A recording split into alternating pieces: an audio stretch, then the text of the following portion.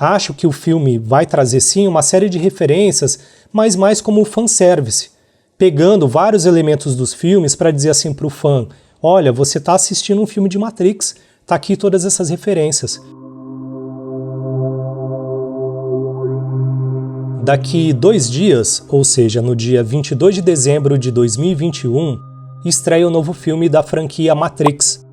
E nesse vídeo aqui eu vou arriscar fazer uma coisa que eu não tenho o costume de fazer, que é dar o meu palpite sobre o que eu acho que vai ser desse filme. E eu já vou adiantar dizendo que eu acho que vai ser uma bosta. E eu não estou falando especificamente da questão técnica, da qualidade do filme.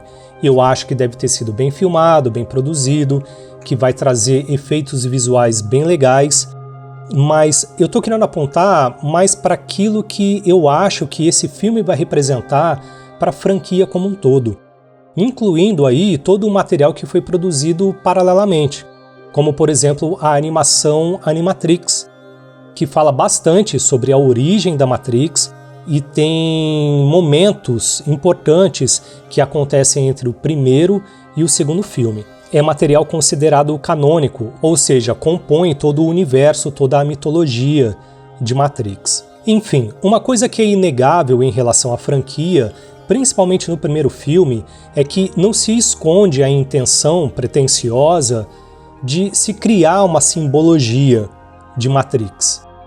Também não se esconde as referências que são utilizadas, como por exemplo o mito da caverna de Platão, a história de Alice no País das Maravilhas, ou o monomito, que a gente conhece mais popularmente como a jornada do herói.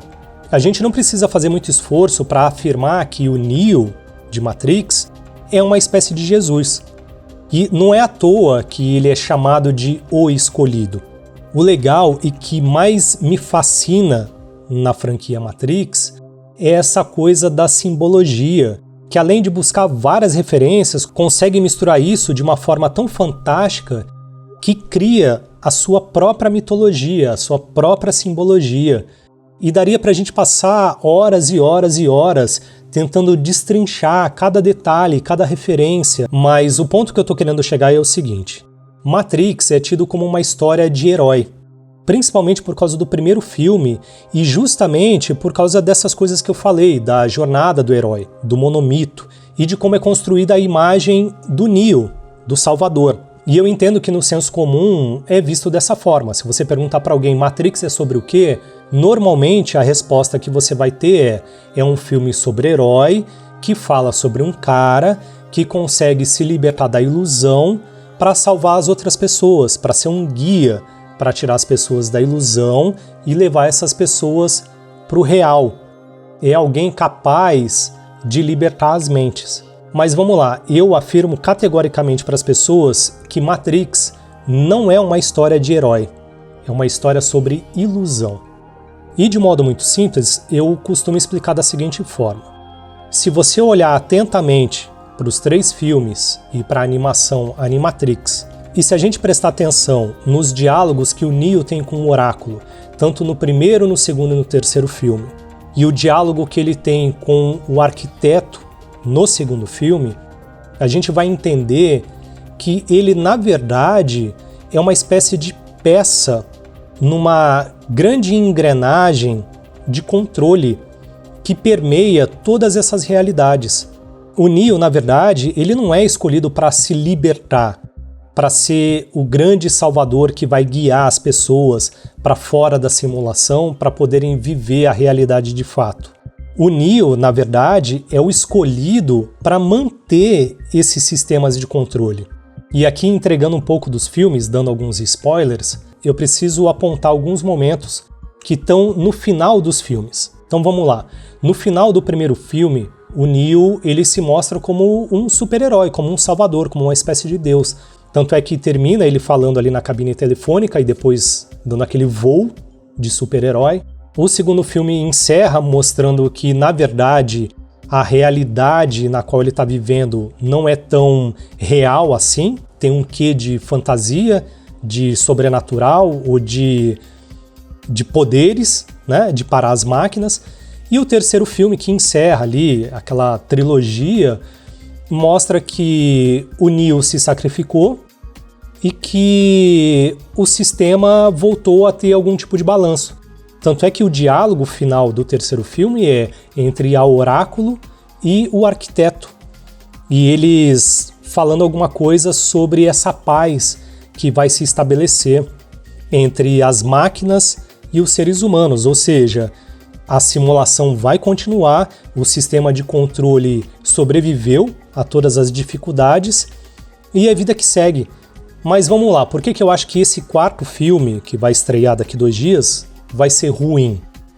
A minha tese é baseada no seguinte: a gente não pode esquecer que Matrix leva muito a sério as suas referências. E aqui é que vem o ponto. Eu acho que a referência mais importante que dita o caminhar da franquia toda é o livro Simulacros e Simulações, do filósofo francês Jean Baudrillard, que aparece numa das primeiras cenas do primeiro filme. Inclusive, quando ele abre o livro, o capítulo que está aparecendo ali é sobre niilismo, que é o último capítulo do livro, e que eu acho que ajuda bastante a explicar o que é a ideia de Matrix. E é nesse filme que eu vou buscar a minha referência para dar base para essa minha tese meio maluca do porquê esse filme vai ser ruim. Logo no primeiro capítulo, o Jean Baudrillard vai dizer o seguinte: dissimular é fingir não ter o que se tem. Simular é fingir ter o que não se tem. O primeiro refere-se a uma presença, o segundo a uma ausência. Mas é mais complicado, pois simular não é fingir. Aquele que finge uma doença pode simplesmente meter-se na cama e fazer crer que está doente.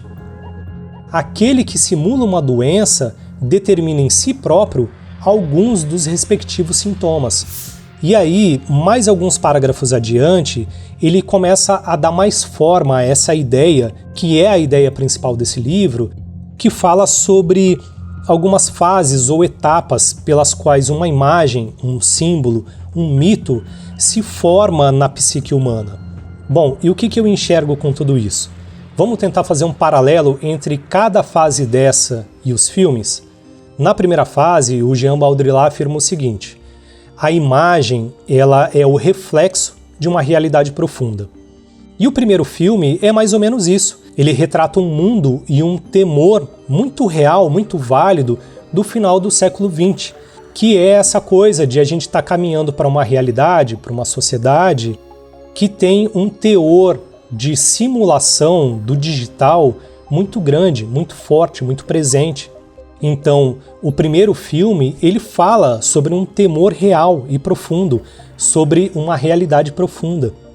Já a segunda etapa, ele diz o seguinte, que a imagem, ela mascara e deforma essa realidade profunda que foi estabelecida na primeira fase.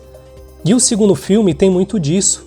O segundo filme vai traindo o primeiro quando começa a demonstrar que não é só a Matrix que pode ser hackeada. Naquela suposta realidade onde eles estão vivendo, também tem uma coisa, um quê fantástico. E a Matrix deixa de ser o foco principal, e a gente começa a olhar mais para Zion, mais para essa realidade, que no caso seria uma outra camada de simulação do todo. Na terceira fase da imagem, o Baudrillard diz o seguinte: a imagem ela mascara a ausência de realidade profunda. Então, se na primeira fase a gente estabelece uma realidade, na segunda a gente começa a atrair e deformar, a mascarar essa realidade para apresentar uma coisa mais dissimulada, na terceira fase a gente já não precisa mais dessa realidade que foi estabelecida. E o terceiro filme faz muito disso. No terceiro filme está muito claro que a Matrix deixou de ser o pano de fundo principal. Essa coisa de existirem várias camadas na realidade também são deixadas de lado, e a gente começa a olhar mais para aquela realidade de Zion, para aquela luta pela sobrevivência. E aí, por fim, a última etapa é a seguinte: a imagem ela não tem relação com qualquer realidade, ela é o seu próprio simulacro puro. E aqui, se o meu paralelo estiver correto, o quarto filme vai ser isso. Não vai ter relação nenhuma com a franquia como um todo. Acho que o filme vai trazer sim uma série de referências, mas mais como fanservice, pegando vários elementos dos filmes para dizer assim para o fã: olha, você está assistindo um filme de Matrix, tá aqui todas essas referências. Mas daí a dizer que o quarto filme complementa os outros 3 filmes ou que vai trazer alguma coisa nova, eu não acredito. Eu acho que vai ser o estágio final da transformação da imagem. Eu acho que esse último filme de Matrix vai se mostrar como uma simulação dissimulada daquilo que foi apresentado nos primeiros filmes. Isso quer dizer que os filmes foram pensados dessa forma, que foi intencional, que cada filme respeitasse essas etapas do que está lá no livro do Baudrillard? Eu acho difícil. Acho que a gente precisa fazer um malabarismo muito grande para afirmar dessa forma. Mas, por outro lado, não deixa de ser divertido perceber essas semelhanças entre aquilo que o Baudrillard está sugerindo sobre a questão da imagem, sobre as etapas da evolução dessa imagem, e como a história da franquia Matrix adere a esse esquema. O livro do Baudrillard ele é confuso e por vários momentos ele parece, sabe, não juntar Lé com Cré, mas ainda assim o livro traz uma mensagem muito poderosa sobre como a humanidade forma e deforma os seus símbolos de acordo com os temores, os anseios e as necessidades de cada época. A franquia Matrix, aos meus olhos, ao longo desses anos, ganha cada vez mais valor justamente por parecer ser uma simulação dissimulada de si própria.